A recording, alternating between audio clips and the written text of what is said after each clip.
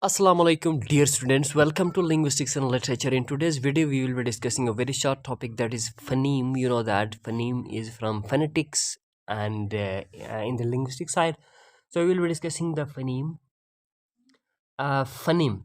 A phoneme is the smallest unit of sound in a language that can distinguish one word from another. Phonemes do not have meaning by themselves, but when combined from the meaningful words, for example, in English. We are having examples, we'll see. A phoneme is the smallest unit of sound in a language uh, that can distinguish one word from another. A phoneme is the smallest unit. It means that the very smallest unit that cannot further be divided is what your phoneme. It is meaningless, but when it is with other phonemes to make a new word, then the word is meaningful, whereas the phoneme itself is meaningless.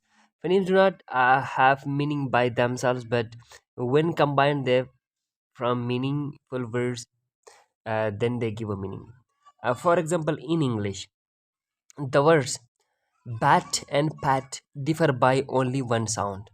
The b in bat and the f in pat. Here, b and f are distinct phonemes because changing the sound alters that meaning of the word. Phoneme can change the meaning of word.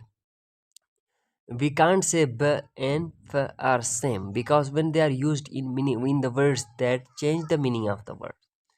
In the word sip and zip, the s and z sounds are different phonemes, distinguishing the meaning of the words. So phonemes are represented by symbols in the International Phonetic Alphabet IPA to accurately capture these sounds. So I hope that you people have understood all these things. Thank you so much for watching. Have a great day.